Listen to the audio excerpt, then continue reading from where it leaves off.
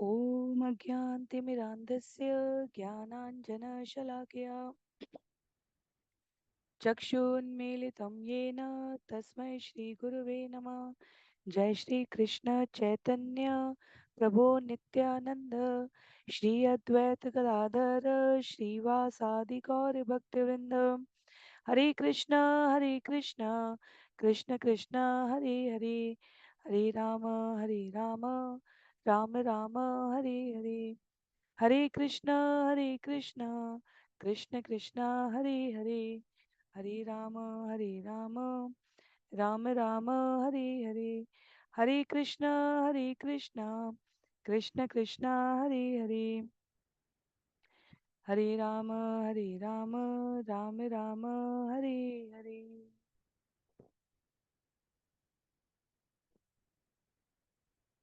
हरे कृष्णा। सभी भक्तों को सादर प्रणाम। चैतन्य चरितामृत सत्र 67 में सभी भक्तों का स्वागत है। हम सभी यहाँ पर कृष्णदास कविराज गोस्वामी द्वारा लिखित एवं भक्ति वेदांत स्वामी श्रील प्रभुपाद द्वारा तात्पर्य सहित विवेचित चैतन्य चरितामृत पुस्तक को श्रवण और पठन करने का प्रयास कर रहे हैं।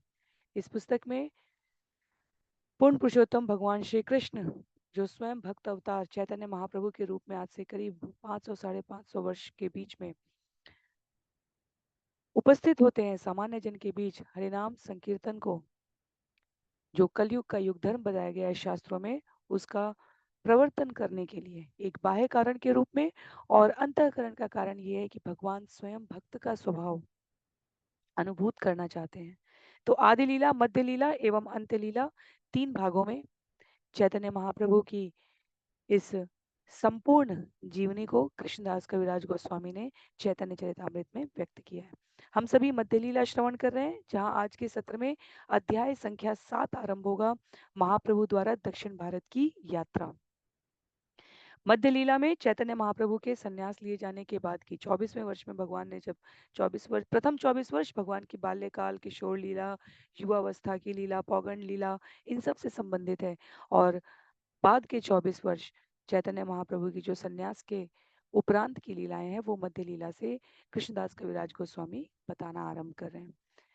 तो हमने श्रवण किया कैसे अद्वैत आचार्य के घर से पुरी आते हुए, शांतिपुर नदिया से जगन्नाथपुरी आते हुए भगवान ने मंदिरों में निवास किया, वहां की लीलाएं भक्तों को सुनाई, नित्यानंद प्रभु के मुख से सुनी। तो जिसमें हमने खीर चोर गोपीनाथ के बारे में श्रवण किया, हमने साक्षी गोपाल के बारे में श्रवण किया।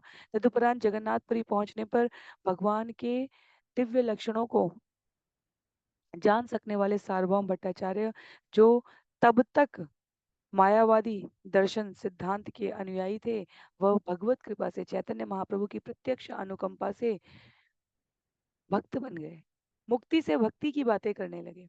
और आज आज के अध्याय में हम सभी श्रवण करेंगे महाप्रभु के दक्षिण भारत की यात्रा के बारे में। तो 6 वर्ष में भगवान ने यात्रा की है। श्रील भक्ति विनोद ठाकुर ने अमृत प्रवाह भाष्य में 7वें अध्याय का सारांश प्रस्तुत भी किया है, जिसे श्रील प्रभुपाद तात्पर्य में स्थान स्थान पर प्रस्तुत करेंगे।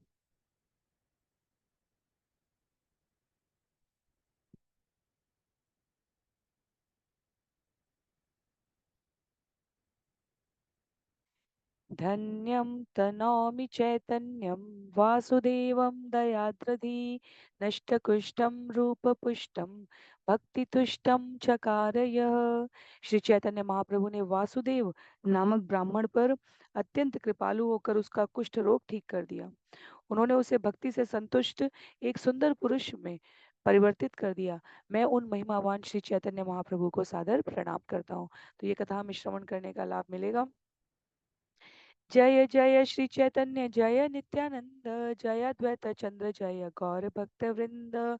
श्री चैतन्य महाप्रभु की जय हो, श्री नित्यानंद प्रभु की जय हो, श्री अद्वैत आचार्य की जय हो, एवं श्री चैतन्य महाप्रभु के समस्त भक्तों की जय हो। एई मते सार्वभौमे निस्तार करीला, दक्षिण गमने प्रभु इच्छा उपजीला। सार्वभौम भट्टाचार्य का उद्धार करने के बाद महाप्रभु को दक्षिण भारत में प्रचार करने की इच्छा हुई। माघ शुक्ल पक्षे प्रभु करिला संन्यास, फाल्गुने आसिया कैला नीलांचले वास। श्री चैतन्य महाप्रभु ने माघ मास के शुक्ल पक्ष में संन्यास ग्रहण किया। उसके अगले मास फाल्गुन में वे जगन्नाथपुरी गए और वहां रहे। तो जो हमने अभी प्रथम 6 अध्यायों में कथाएं श्रवण की हैं, कृष्णदास कविराज गोस्वामी हमें उसकी समयागत सूची बता रहे हैं कि माघ मास के शुक्ल पक्ष में संन्यास ग्रहण किए थे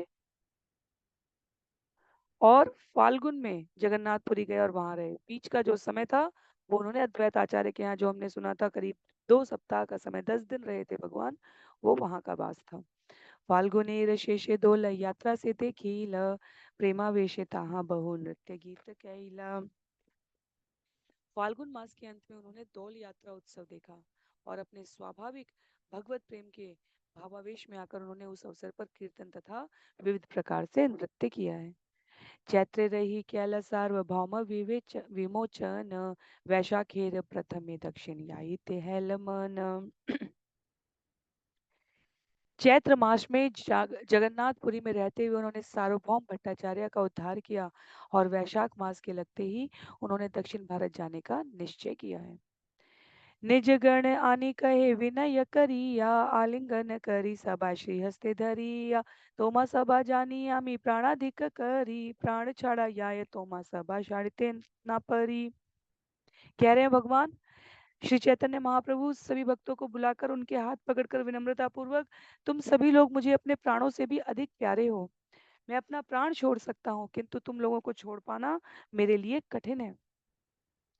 तुम्ही सब बंधु मोर बंधु कृत्य कैला, यहाँ आनी मोरे जगन्नाथ दिखाईला। तुम सब मेरे मित्र हो और तुम लोगों ने मुझे जगन्नाथपुरी लाकर तथा मंदिर में भगवान जगन्नाथ का दर्शन करने का अवसर प्रदान करके अपना मित्र कर्तव्य निभाया है।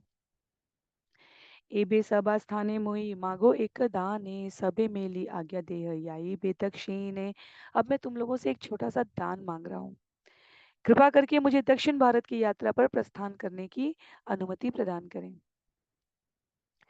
विश्वरूप उद्देश्य अवश्य आमी याब, एकाकी आईब काहो संगे नालाईब। मैं विश्व रूप की खोज करने जाऊंगा, तुम लोग मुझे क्षमा करना, किंतु मैं अकेले जाना चाहता हूँ, मैं किसी को अपने साथ नहीं ले जाना चाहता। चैतन्य महाप्रभु अपने बड़े भाई विश्वरूप की बात कर रहे हैं यहाँ पर, जिन्होंने संन्यास ले लिया था, जो युवावस्था होने से पूर्व ही गृह त्याग कर कर चले गए थे। और माता शची को आश्वासन देने के लिए, जगन्नाथ मिश्र अपने पिता को आश्वासन देने के लिए चैतन्य महाप्रभु ने उनसे कहा था कि मैं सदैव आपके साथ रहूंगा।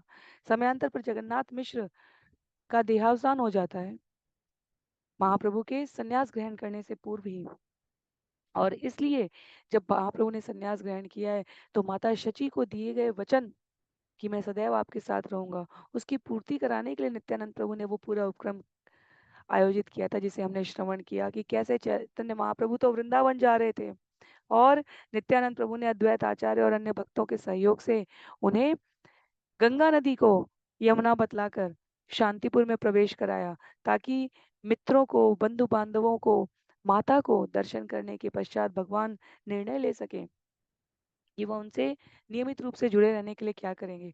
और तब चैतन्य महाप्रभु ने वो व्यवस्था की है समयांतर पर, जिसमें करीब अगले कई वर्षों तक प्रतिवर्ष चातुर्मास नदिया शांतिपुर के भक्तगण माता शची के साथ पुरी आते थे, निवास करते थे, चैतन्य महाप्रभु का सानिध्य प्राप्त करते थे उस, और फिर चले जाते थे। तो वर्ष के कई वर्षों तक ये उपक्रम रहा कि वर्ष के 4 मास माता शची को चैतन्य महाप्रभु और अन्य भक्तों के संग बिताने का अवसर मिलता था। तो अब यहाँ पर सार्वभौम भट्टाचार्य की मुक्ति के पश्चात चैतन्य महाप्रभु कहते हैं, आप सभी भक्तगणों से मैं आज्ञा मांगता हूँ, प्रसन्नता से मुझे आज्ञा दीजिए। मैं विश्वरूप की खोज करने जाना चाहता हूँ। विश्वरूप उद्देश्य अवश्य आमी याब, एकाकी आईब काहो संगे न लाईब। मैं विश्वरूप की खोज करने जाऊंगा, तुम लोग मुझे क्षमा करना, किंतु मैं अकेले जाना चाहता हूँ, मैं किसी को अपने साथ नहीं ले जाना चाहता। सेतु बंद हे ते आम्ही नाही आसी यावत, नीलांचले तुम्ही सब रही बे तावत। जब तक मैं सेतु बंद से लौट ना आऊं, तब तक तुम सब जगन्नाथपुरी में ही रहना। विश्व रूप सिद्धि प्राप्ति जाने न सकल, दक्षिण देशे उद्धारे ते करे नेशल। श्री चैतन्य महाप्रभु सर्वज्ञ हैं, इसलिए वे भली भांति जानते थे कि विश्वरूप पहले ही चल बसे हैं, किंतु अनजान बनने का बहाना आवश्यक था, जिससे वे दक्षिण भारत जाकर वहां के लोगों का उद्धार कर सकें। शून्य सबार मने हैला महादुख, निशब्द इला सबार शुकाइला मुख। श्री चैतन्य महाप्रभु के मुख से ये समाचार सुनकर सारे भक्त अत्यंत दुखी हुए, उनके मुख सूख गए और वे मौन हुए। भगवान श्रीमद् भागवतम स्कंद 1 में हस्तिनापुर से गमन करते हैं, वहां के भक्तों के निवासियों के मुख सूख जाते हैं। भगवान वृंदावन से मथुरा गमन करते हैं, वहां के निवासी व्यथित हो जाते हैं। भगवान की उपस्थिति हमारे जीवन में सबसे बड़ा सुख होना चाहिए। भगवान का स्मरण, भगवान की कथा, भगवान का नाम, और जिस क्षण में जीवन की समस्त प्रसन्नता दिखे, भौतिक जगत की, पर भगवत स्मृति ना दिखे, उसे हमें अपने जीवन का सबसे बड़ा दुख समझना चाहिए। भक्त के रूप में ये हमारी अभ्यास प्रक्रिया होनी चाहिए। भगवान दक्षिण भारत जा रहे हैं, किसी को साथ नहीं लेके जा रहे हैं, ये सुनकर भक्त अत्यंत दुखी हो गए। नित्यानंद प्रभु कहे अच्छे के अच्छे हय, एकाकी आमे बेतुई तुम्हें के इहा सहय। नित्यानंद प्रभु ने कहा, ये कैसे हो सकता है कि आप अकेले जाएं? इसे कौन सहन कर सकता है भगवान? दुई एक संगे चलो ना पड़ हठ रंगे, यार कह से दुई चलो तोमार संगे। हम में से एक या दो को अपने साथ चलने दें, अन्यथा आप रास्ते में चोरों तथा धूर्तों के चंगुल में पड़ सकते हैं।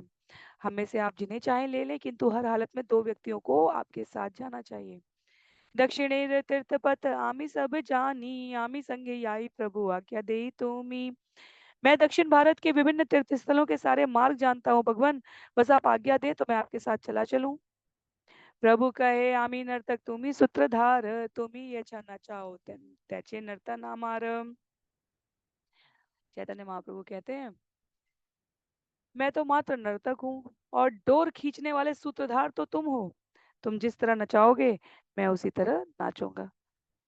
क्योंकि पिछली बार भी नित्यानंद प्रभु ने ही लीला की थी, जहाँ उन्होंने भगवान का पूरी पहुंचते पहुंचते दंड भी खंड कर दिया, सामान्य जीवों को ये बतलाने के लिए कि भगवान को दंड की आवश्यकता है। दंड परमहंस अवस्था है, भगवान पहले से परमहंस अवस्था में है।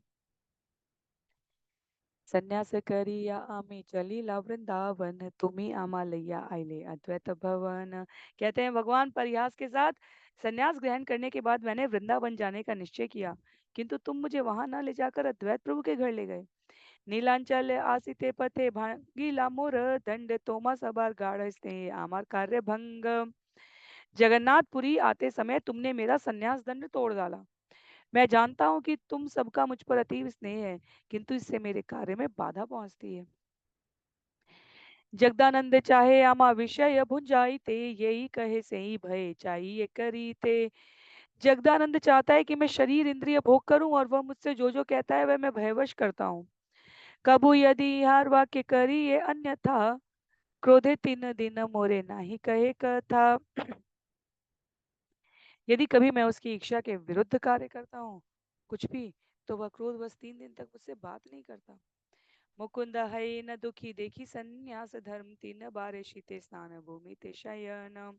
मुकुंद जो भगवान के बचपन के मित्र हैं, उनके लिए बस कहते हैं, भगवान सन्यासी होने के कारण मेरा धर्म है कि मैं जमीन पर सोऊं और जाड़े में भी प्रतिदिन 3 बार स्नान करूं। किंतु मुकुंद बेचारा मेरी कठोर तपस्या को देखकर अत्यंत दुखी हो जाता है। अंतरे दुखी मुकुंद नाही कहे मुखे, यहाँ दुख देखी मोरे द्विगुण है दुखे। हाँ, मुकुंद कुछ कहता नहीं है, किंतु मैं जानता हूँ कि वह अंदर से अत्यंत दुखी है, और उसे दुखी देखकर मैं उससे दुगना दुखी हो जाता हूँ। अमित सन्यासी दामोदर ब्रह्मचारी, सदा रहे आमार ऊपर शिक्षा दंडधारी। यद्यपि मैं सन्यासी हूँ और दामोदर एक ब्रह्मचारी है, फिर भी वह मुझे शिक्षा देने के लिए अपने हाथ में दंड लिए रहता है। इहाँ रागे आमी ना जानी व्यवहार, इहाँ रे ना भाए स्वतंत्र चरित्र आमार। दामोदर के अनुसार सामाजिक सामाजिक व्यवहार में मैं अभी नौसिखिया हूँ, अतः उसे मेरी स्वतंत्र प्रकृति नहीं भाती है। तो भगवान एक एक करके नित्यानंद प्रभु से आरंभ करके जगदानंद पंडित को कह के, मुकुंद को कह के, दामोदर को कह के कहते हैं, तुम सब साथ थे, लेकिन मुझे पता है तुम सब मेरे लिए कितना भला चाहते हो मेरा। क्यों? क्योंकि सब भगवान के अंतरंग पार्षद है। भगवान को लीला में भी इस प्रकार कष्ट सहन नहीं कर सकते मुकुंद दत्त, दामोदर या स्वयं नित्यानंद प्रभु। भगवान की संधिनी, संवित और आह्लादिनी तीन अंतरंगा शक्ति में संधिनी शक्ति, जो कुछ भी भगवान का छत्र, भगवान का आसन, भगवान की शैया, भगवान के वस्त्र, सब नित्यानंद प्रभु हैं। वो कैसे सहन कर सकते हैं कि भगवान को कोई भी कष्ट हो? तो भगवान एक एक का उदाहरण बता के कह रहे हैं कि तुम सब चार के साथ मैं आया था, मैंने देखा तुम सब मेरे से कुछ भय के कारण कह पाते हो, कुछ नहीं कह पाते हो। जो नहीं कह पाते हो वो मुझे और दुखी विचलित कर देता है। लोकापेक्षा नाही यहाँ कृष्ण कृपा हई ते, आमी लोकापेक्षा कबू ना पारिषाड़ी थे। दामोदर पंडित तथा अन्य लोगों को भगवान कृष्ण की अधिक कृपा प्राप्त है, अतएव वे लोग लोकमत से स्वतंत्र है। इसलिए वे चाहते हैं कि मैं इंद्रिय तृप्ति करूं, भले ही ये अनैतिक क्यों ना हो। किंतु मैं एक दीन सन्यासी हूँ, मैं सन्यास के कर्तव्यों को नहीं त्याग सकता, अतएव मैं उनका कठोरता से पालन करता हूँ। वास्तव में कलयुग में भगवान ने सन्यास को निषेध बताया है। कलयुग में सन्यास व्यवहारिक रूप से जो वास्तविक सन्यास की स्थिति, अवस्था, नियमावली कही जाती है, उसमें कहीं ना कहीं कुछ ना कुछ हाँ क्षण चरण हो ही जाएगा संसाधनों के अभाव में। इसलिए कलयुग में भगवान सन्यास की संस्तुति नहीं करते। तथापि चैतन्य महाप्रभु भक्तों की अवस्था को अनुभूत करने के लिए इस अवतार में आते हैं, इसलिए वह उसे भी स्वीकार करते हैं, ताकि सामान्य जन उनका मान रख के हरिनाम जप में स्वयं को प्रवृत्त कर सकें। कहते हैं आगे, अतएव तुम्ही सब रह नीलांचले दिन कत आमी तीर्थ भ्रमी एकले। अतएव तुम सभी लोग कुछ दिन तक यहाँ नीलांचल पुरी में वास करो, जिससे मैं अकेले ही तीर्थ स्थान की यात्रा कराऊं।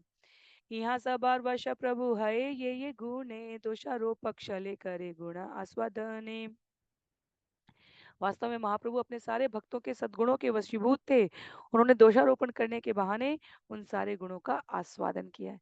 तो हम ये जो जगदानंद के बारे में, मुकुंद के बारे में, दामोदर के बारे में, स्वयं नित्यानंद प्रभु के बारे में श्रवण कर रहे हैं, चैतन्य महाप्रभु कहते हैं ये सब तो भगवान के प्रति इन भक्तों का प्रगाढ़ प्रेम है, जिसे दोष के बहाने एक एक करके भगवान उल्लेख कर रहे हैं। जैसे कि तुम्हारे प्रगाढ़ स्नेह से मैं इतना दुखी हूँ। जैसे माताएं सामान्यतः अपनी संतान को इतना खिलाने का चाव रखती हैं, शौक रखती है कि संतान कहती है आपके खिलाने से मैं, आप स्नेह कर रहे हो, मैं दुखी हो रहा हूँ या हो रही हूँ।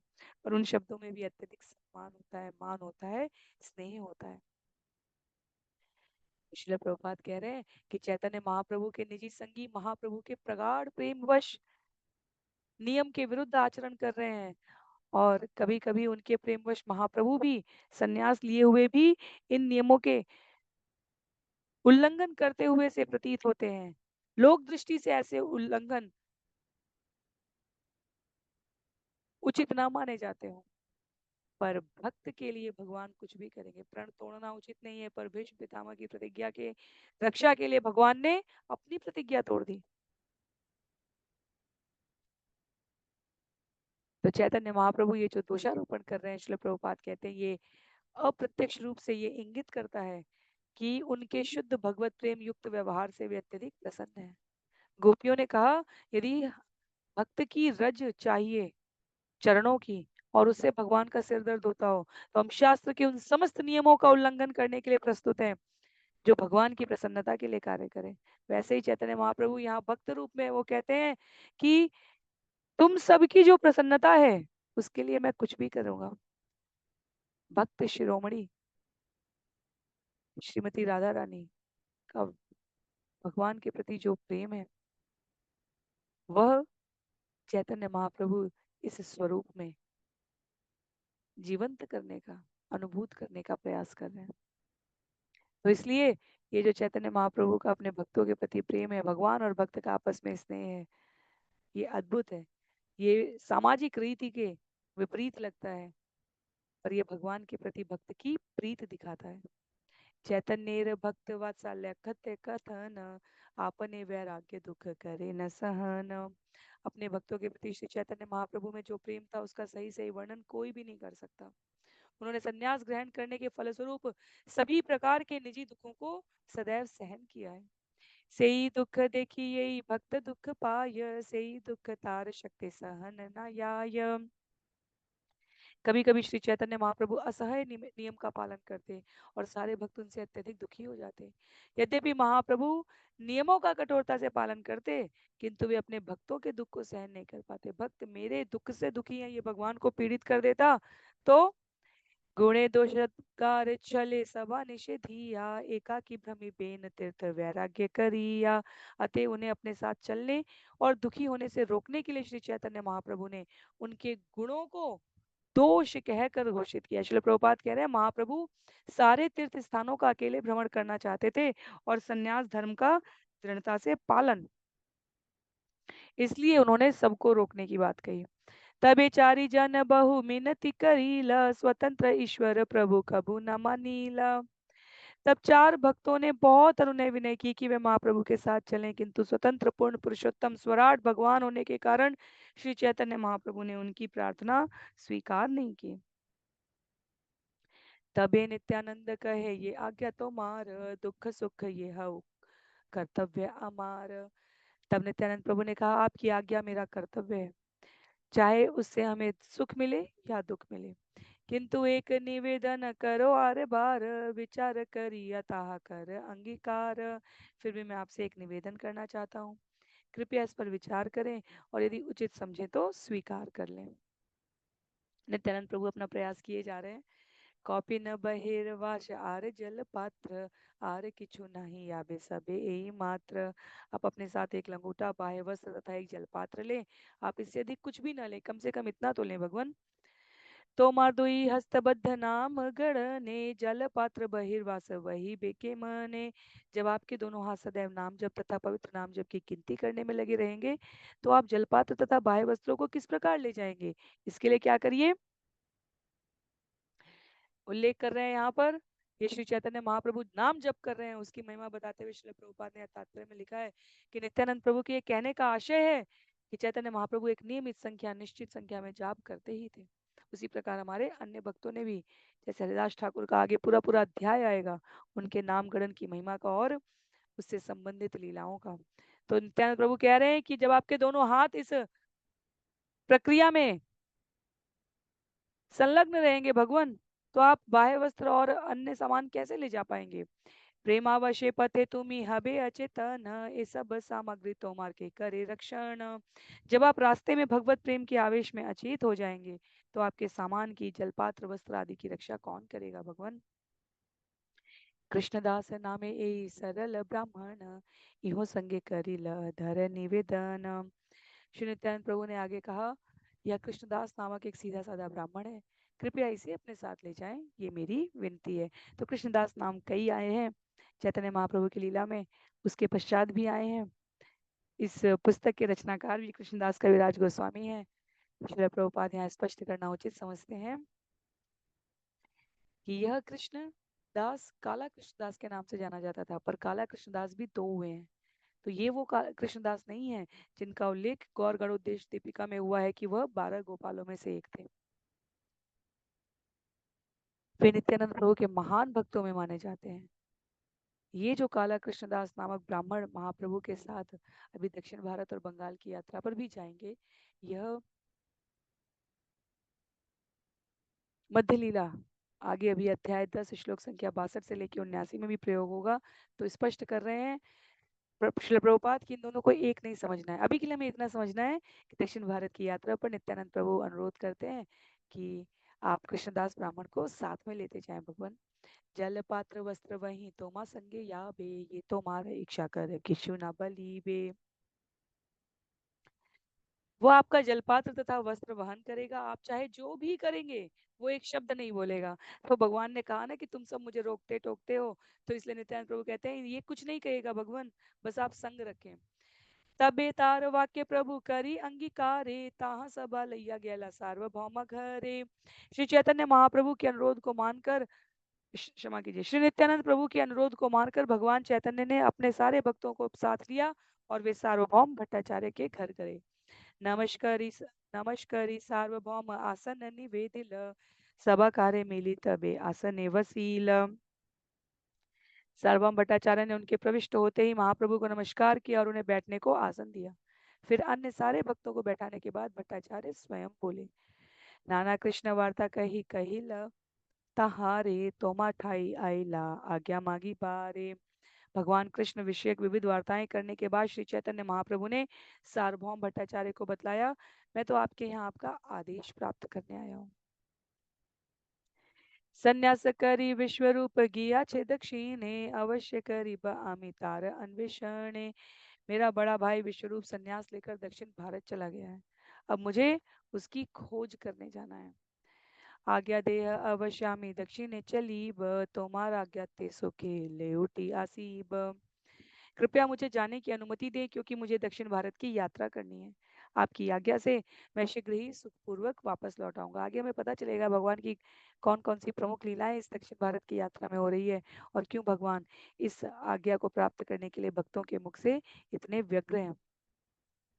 भगवान कहते हैं जाने की अनुमति दे मुझे दक्षिण भारत, मैं शीघ्र ही सुखपूर्वक लौट आऊंगा। शुनि सार्वभौम महिला अत्यंत कातर चरण धरिया कहे विषाद उत्तर। ये सुनकर सार्वभौम भट्टाचार्य अत्यंत शुद्ध हो गए। उन्होंने चैतन्य महाप्रभु के चरण कमल पकड़ लिए और विषाद से पूर्ण यह उत्तर दिया, बहु जन्मेर पुण्य फले पाई नु तो मार संग है न संग विधि मोर करी लेक भंग। मुझे कुछ पुण्य कर्मों के कारण अनेक जन्मों के बाद आपका संग मिला भगवान, अब विधाता इस अमूल्य संग का विच्छेद कर रहा है। शिरे वज्र पड़े यदि पुत्र मरियाय ताहा सही तोमार विक्षित सहन न याय। यदि मेरे सिर पर वज्रपात हो जाए अथवा मेरा पुत्र मर जाए तो मैं उसे सहन कर सकता हूँ, किंतु मैं आपके वियोग के दुख को सहन नहीं कर सकता। भक्तों के शब्दों की पुनरावृत्ति कर देना मात्र ये अत्यंत तेजस्विता की बात है। सामान्य जनमानस में इन पंक्तियों की पुनरावृत्ति करना आसान नहीं है। जब हम माता कुंती की प्रार्थना का उच्चारण करते हैं, माता कुंती कहती है दुनिया के सारे दुख मिल जाएं भगवान लेकिन आपकी स्मृति ना हो, आपकी स्मृति विस्मृत ना हो, और दुनिया के सारे सुख भी बेकार हैं यदि आपकी विस्मृति हो जाए। तो यहाँ पर सार्वभौम भट्टाचार्य कहते हैं जीवन का कोई भी दुख मिल जाए भगवान, पर आपसे दुख रहने का दुख। स्वतंत्र ईश्वर तुम्हें करी बेगमन दिन कथुर रह देखी तुम्हारा चरण। हे प्रभु, आप स्वतंत्र पूर्ण पुरुषोत्तम भगवान हैं, आपका जाना निश्चित है ये मैं जानता हूँ। फिर मैं आपसे कुछ दिन और रुकने के लिए निवेदन कर रहा हूँ जिससे आपके चरण कमलों का दर्शन कर सकूं। ताहार विनय प्रभु शिथिल है मन रही दिवस कतु ना के लग मन। सार्वभौम भट्टाचार्य की विनती सुनकर चैतन्य महाप्रभु दयाद्र हो गए। वे कुछ दिन और रुक गए और प्रस्थान नहीं किया। भगवान को भक्त रोकना जानता है, कैसे कैसे रोका जा सकता है। इसलिए जो गोपियों की विरह लीला है, इतना अनुरोध किया, गोपियां रथ के चक्के के सामने आ गई, बोली उद्धव क्षमा कीजिए अक्रूर, रथ हमारे ऊपर से ले जाओ। और भगवान कृष्ण को उतरकर हाथ जोड़कर गोपियों से माताओं से प्रार्थना करनी पड़ी। भगवान राम भगवान कृष्ण अत्यंत करुणाशील है, भक्तों का मान रखने के लिए वे कुछ भी कर सकते हैं। भट्टाचार्य आग्रह करी करे न निमंत्रण गृहे पाक करी प्रभु के करा न भोजन। भट्टाचार्य ने बड़े ही आग्रह पूर्वक चैतन्य महाप्रभु को अपने घर आमंत्रित किया और उन्हें अच्छी तरह भोजन कराया। ताहार ब्राह्मणी तार नाम शाठिर माथ रांधी भिक्षा देन ते हूँ आश्चर्य तार का था। भट्टाचार्य की पत्नी का नाम शाठी माता था, उन्होंने ही भोजन पकाया। इन लीलाओं का वर्णन अत्यंत आश्चर्यजनक है। आगे तक कही बताहा करी या विस्तार एबे कही प्रभु दक्षिण यात्रा समाचार। चैतन्य महाप्रभु के बारे में बतलाते हुए कृष्णदास कविराज गोस्वामी कहते हैं शाठी माता का जो प्रेम पूर्वक भगवान को भोजन कराने का व्यवहार है वो सब मैं आगे उल्लेख करता रहूंगा विस्तार से, किंतु इस समय मैं श्री चैतन्य महाप्रभु की दक्षिण भारत यात्रा का वर्णन करना चाहता हूँ। दिन पांच रही प्रभु भट्टाचार्य स्थाने चाली बार लागी आज्ञा मांगी ला अपने। सार्वभौम भट्टाचार्य के घर पर 5 दिन रुककर श्री चैतन्य महाप्रभु ने दक्षिण भारत के लिए प्रस्थान करने हेतु स्वयं अनुमति मांगी है। प्रभु आग्रहे भट्टाचार्य सम्मत ला प्रभु तारे लैया जगन्नाथ मंदिर गईला। भट्टाचार्य की अनुमति पाकर श्री चैतन्य महाप्रभु जगन्नाथ जी के मंदिर में दर्शन करने गए। वे अपने साथ भट्टाचार्य को भी लेते गए। दर्शन करी ठाकुर पाश आज्ञा मांगी ला, पुजारी प्रभु रे माला प्रसाद आने दीला। भगवान जगन्नाथ का दर्शन करके श्री चैतन्य महाप्रभु ने उनसे भी आज्ञा मांगी।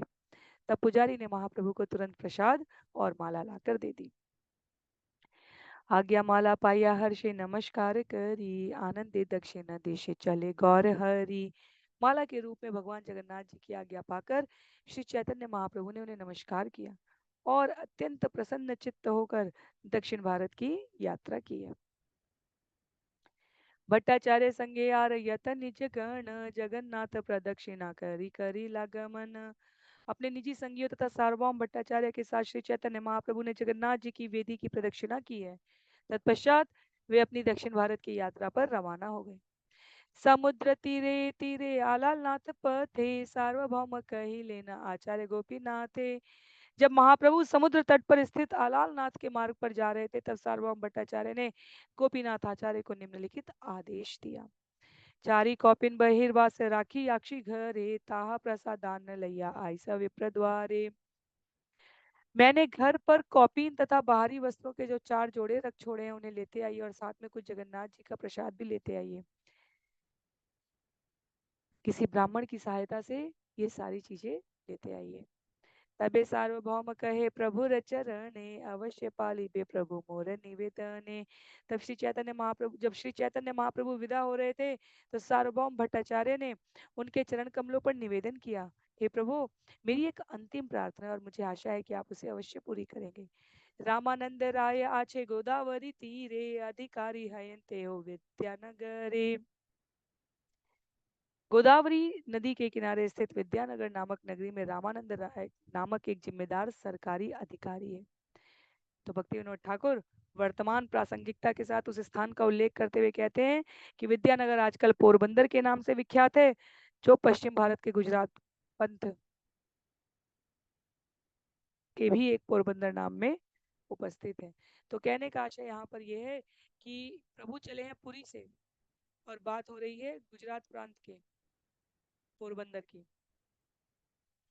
तो सार्वभौम भट्टाचार्य कह रहे हैं कि भगवान रामानंद राय मिलेंगे आपको। अगला अध्याय है रामानंद राय में। पूरा रामानंद राय भगवान की श्रीमती राधा रानी की भगवान और श्रीमती राधा रानी की जो अष्ट सखियां हैं, उनमें ललिता विशाखा के संयुक्त स्वरूप में कहे जाते हैं। सामान्य व्यक्ति नहीं है रामानंद राय। रामानंद राय भगवान के अंतरंग पार्षदों में आएंगे जब भगवान अंतिम 6 वर्ष अत्यधिक विरह भाव में श्रीमती राधा रानी और गोपियों का भाव धारण करते हैं। उस स्थिति में रामानंद राय भगवान का साथ देते हैं, उनके संग रहते हैं। सूत्रधार यहाँ पर सार्वभौम भट्टाचार्य बन रहे हैं मिलन के। कहते हैं शुद्र विषय ज्ञान उपेक्षा न करी बे, अमर वचन तारे अवश्य मिली बे। आप कृपया उन्हें भौतिक कार्यकलापों में व्यस्त रहने वाला शुद्र समझकर उनकी उपेक्षा ना करें। मेरी विनती है कि आप उनसे अवश्य मिलें, क्योंकि यहाँ क्या लिखा है, एक जिम्मेदार सरकारी अधिकारी थे रामानंद राय। तो ये सोचकर कि अरे ये तो भक्ति शास्त्र और आध्यात्म और वैराग्य के बारे में क्या जानते हैं, ऐसा समझकर रामानंद राय की उपेक्षा न करें। मेरा अनुरोध है कि आप उनसे अवश्य मिलें। यहाँ पर श्रील प्रभुपाद कह रहे हैं कि सामान्य जन रामानंद राय को सरकारी नौकरी में लगा हुआ गृहस्थ समझ जाएंगे, तो जब भट्टाचार्य को वैष्णव दर्शन का वास्तविक ज्ञान हुआ तो वो रामानंद राय के उच्च आध्यात्मिक पद को समझ सके, इसलिए उन्होंने उन्हें अधिकारी कहा है। अधिकारी उसे कहा जाता है जो कृष्ण के दिव्य विज्ञान को जानता है और उनकी सेवा में लगा रहता है। तुम्हारे संगे रहियो कहते हो एक जन, पृथ्वी तेरा सिख भक्त नाही तार सम। सार्वभौम भट्टाचार्य ने आगे कहा, रामानंद राय आपकी संगति के लिए उपयुक्त व्यक्ति है। दिव्य रसों के ज्ञान के विषय में अन्य कोई भक्त उनकी बराबरी नहीं कर सकता। पांडित्य आर भक्ति रस दुहते हो सीमा, संभाषी ले जानी बे तुमी ताहार महिमा। वे अत्यंत विद्वान एवं भक्ति रस में दक्ष हैं। वे वास्तव में अत्यंत उन्नत हैं, और जब आप उनसे बातें करेंगे तो देखेंगे कि वे कितने महिमावान हैं। अलौकिक वाक्य चेष्टा तार न बुझिया, परिहास करी या चेतारे वैष्णव बलिया। जब पहले पहल मैंने रामानंद राय से बात की थी तो मुझे उनके दिव्य स्वभाव का अनुभव नहीं हो पाया था कि उनकी बातचीत तथा चेष्टाएं कितने दिव्य और असामान्य हैं। मैंने तो उनका परिहास कर दिया था कि वे वैष्णव हैं। तो बंगाल में और पुरी में उस समय के जो कर्मकांडी अभ्यासरत पांडित्य युक्त विद्वान थे, वो भक्ति शास्त्र का, वैष्णव रीतियों का, परंपराओं का उपहास कर दिया करते थे कि ये तो अल्प ज्ञानियों के लिए है।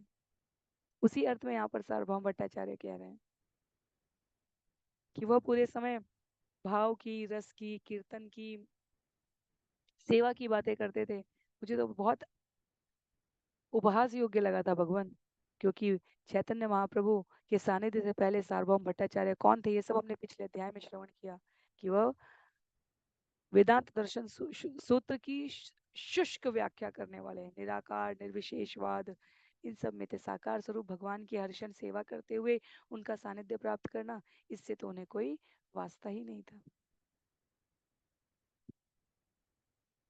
तो लिखते हैं श्रील प्रभुपाद यहाँ पर कि वैष्णव बनने के पूर्व सार्वभौम भट्टाचार्य एक मानसिक तर्कवादी थे, अर्थात ज्ञानी थे।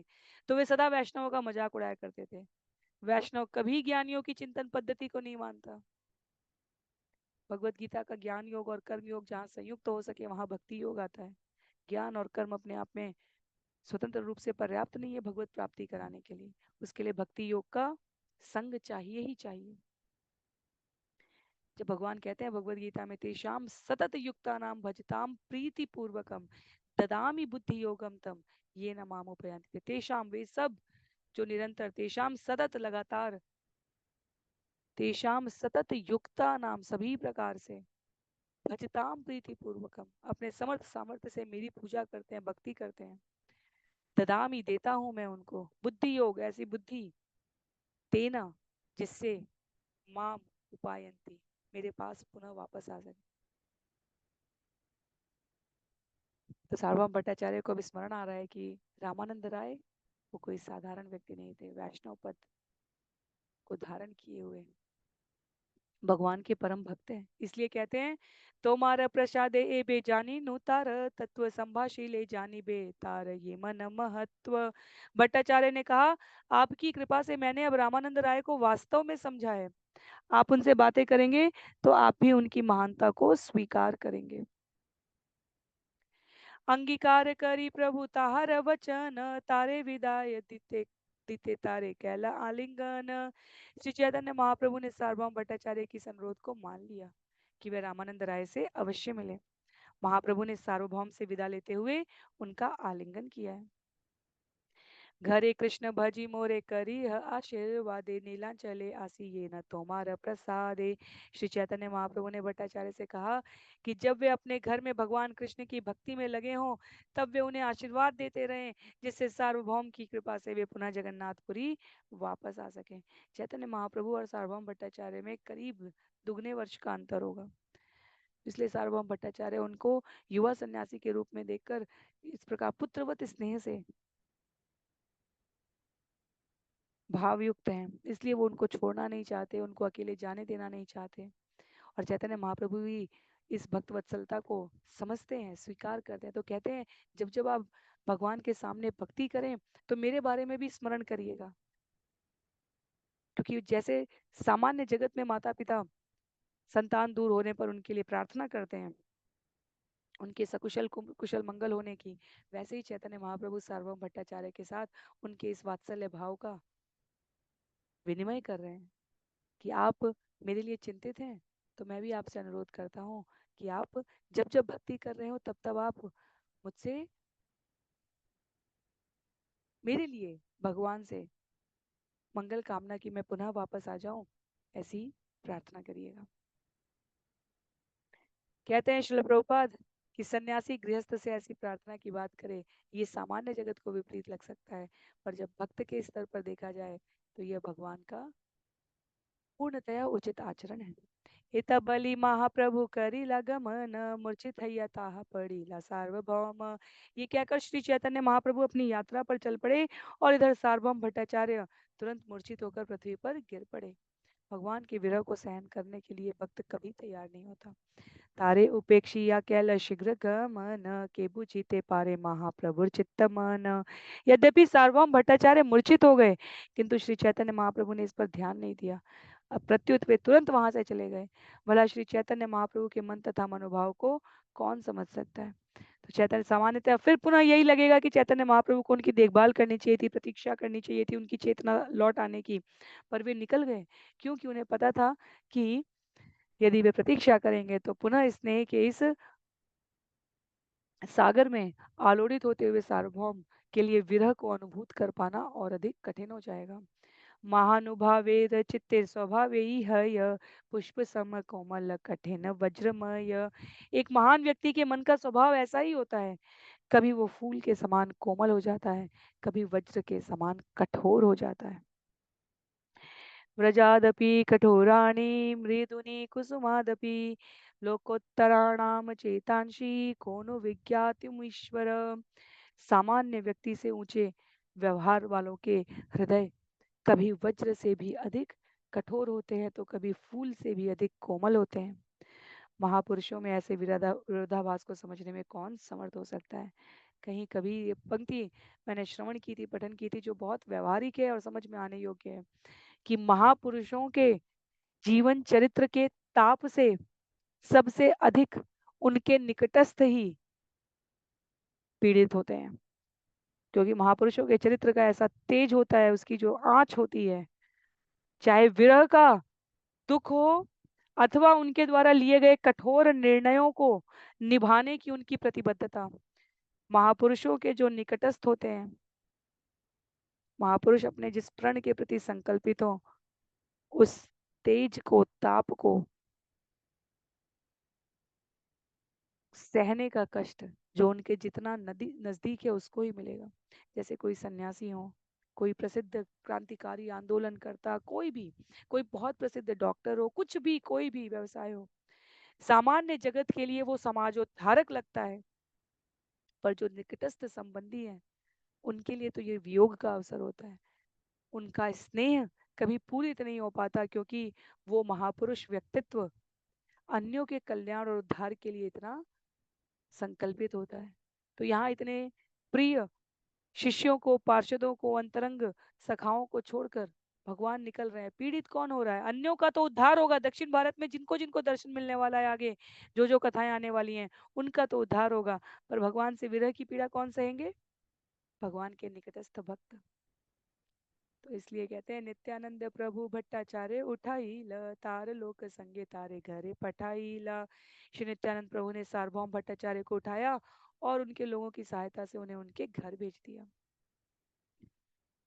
भक्तगण शीघ्र आसी लैला प्रभु साथ वस्त्र प्रसाद लैया तबे आइला गोपीनाथ। तुरंत सारे भक्त आ गए और श्री चैतन्य महाप्रभु के साथ हो लिए। इसके बाद गोपीनाथ आचार्य वस्त्र तथा प्रसाद लेकर आ गए। सभा संगे प्रभु तबे आला नाथ आईला नमस्कार करी तारे बहु स्तुति कैला। सारे भक्त श्री चैतन्य महाप्रभु के साथ साथ अलाल नाथ तक गए। वहां उन सब ने नमस्कार किया और विविध स्तुतियां की। प्रेमावेशे नृत्य गीत कैला कत क्षण देखिते आईला ताहा वैसे यत जन।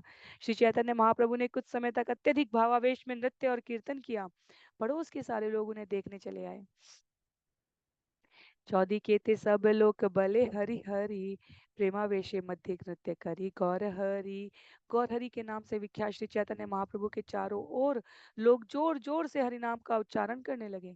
श्री चैतन्य महाप्रभु हमेशा की तरह अपने प्रेमावेश में मग्न होकर उन सब के बीच नाचते रहे। कांचन सदृश देह अरुण वसन पुलकाश्रु कंपस वेद ताहते भूषण। श्री चैतन्य महाप्रभु का शरीर प्राकृतिक रूप से अत्यंत सुंदर था। यह पिघले सोने के समान था और केसरिया वस्त्र से सज्जित था। वे भाव लक्षणों यथा रोमांच, अश्रु कंपन तथा शरीर भर में पसीने से अलंकृत होकर अत्यंत सुंदर लग रहे थे। देखिए आलोके देखी आलोकेर मने हैला चमत्कार यत लोक ऐसे के नाही आया घर। वहां पर उपस्थित सारे लोग श्री चैतन्य महाप्रभु के नृत्य तथा उनके शारीरिक परिवर्तनों को देखकर चकित थे। जो भी वहां आया वह घर जाने का नाम ही नहीं ले रहा था। तो ये तो भगवान के संग का भक्तों पर प्रभाव होता है। जिनको एक बार भगवान के नाम में, भगवान के संग में, भगवान के रूप सौंदर्य में आनंद आने लग जाता है, मंदिर के किसी कार्यक्रम आयोजन से भी उनका जाने का मन नहीं करता। कोई सेवा, कोई श्रवण, कोई माध्यम, कोई कार्य जिससे वो भगवान के संग बने रह सके, वह भक्त ढूंढता रहता है। तो इस प्रकार से चैतन्य महाप्रभु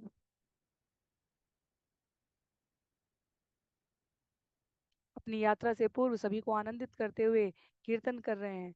अंतिम दो छंद पढ़ेंगे आज के सत्र के लिए हम सभी। छंद संख्या 81 में, केह नाचे केह गाय श्री कृष्ण गोपाल, प्रेमे ते भासे लोक स्त्री वृद्धा बाल। बच्चे, बूढ़े तथा स्त्रियां, हर कोई श्री कृष्ण तथा गोपाल नाम ले लेकर नाचने गाने लगा। इस तरह वे सब भगवत प्रेम के सागर में तैर रहे थे। देखिए नित्यानंद प्रभु कहे भक्त गणे, यही रूपे नृत्य आगे हबे ग्रामे ग्रामे। श्री चैतन्य महाप्रभु के कीर्तन तथा नृत्य को देखकर श्री नित्यानंद प्रभु ने भविष्यवाणी की कि आगे चलकर गांव गांव में ऐसा नृत्य तथा कीर्तन होगा। तो नित्यानंद प्रभु की ये भविष्यवाणी वर्तमान में जो अंतर्राष्ट्रीय कृष्ण भावनामृत संघ से जुड़े हुए जानते हैं, अक्षरशः सत्य हो रही है। यदि कहीं किसी देश में किसी भौगोलिक सीमा में सड़क पर कीर्तन करने की सुविधा उपलब्ध ना हो, तो भक्त घर में कीर्तन कर रहे हैं। किसी नियमित स्थान को आरक्षित करके वहां का शुल्क देकर कीर्तन कर रहे हैं। सिंगापुर में स्टेडियम बुक करके जगन्नाथ जी की यात्रा आयोजित की जाती है, रथ यात्रा। ऐसे अनेक स्थानों पर जहाँ सामाजिक नियमों में सहिष्णुता बनाए रखने के लिए किंचित भक्तों को सड़क पर ना आने की असुविधा होती है, इस कीर्तन नृत्य के लिए भक्त वहां पर कोई ना कोई माध्यम के द्वारा भगवान की महिमा को और अधिक भाव प्रणव प्रकार से स्वीकार करने के लिए माध्यम ढूंढ ही लेता है। तो श्री चैतन्य महाप्रभु के द्वारा किए गए इस व्यवहार से नित्यानंद प्रभु की घोषणा है। और श्रील प्रभुपाद तात्पर्य में कहते हैं, अंतर्राष्ट्रीय कृष्ण भावनामृत संघ के सदस्य पाश्चात्य देशों के गांव में जा जाकर भी यात्रा कर रहे हैं, अपने साथ अर्चा विग्रह लेकर जाते हैं, सारे विश्व में विविध पुस्तकें वितरित कर रहे हैं। श्रील प्रभुपाद अनुरोध कर रहे हैं, कह रहे हैं, हमें आशा है कि श्री चैतन्य महाप्रभु के संदेश का प्रचार करने वाले ये साधक भक्त गंभीरता पूर्वक दृढ़ता के साथ चैतन्य महाप्रभु की शिक्षा का अनुसरण करेंगे। यदि वे नियमों का पालन करें और नित्य 16 माला का जप करें, तो श्री चैतन्य महाप्रभु के संप्रदाय का प्रचार करने का उनका यह प्रयत्न अवश्य ही सफल हो जाएगा। तो छंद संख्या 83 से हम लोग अगले सत्र में श्रवण करने का प्रयास करेंगे। आज के लिए सत्र को यहीं पर विराम देते हैं। सभी को बहुत बहुत आभार। किसी भी प्रकार की त्रुटि के लिए, असुविधा के लिए, टिप्पणी के लिए आप जहां भी जुड़े हैं वहां अपने विचार प्रेषित कर सकते हैं। अगले सत्र में हम सभी 155 छंदों वाले इस अध्याय के छंद संख्या 83 से विषय को आगे श्रवण करेंगे। कृष्णदास कविराज गोस्वामी जी की जय। श्री चैतन्य चरितामृत की जय। श्रील प्रभुपाद की जय। श्रील गुरुदेव की जय। अनंत कोटि वैष्णव वृंद की जय। हरे कृष्णा।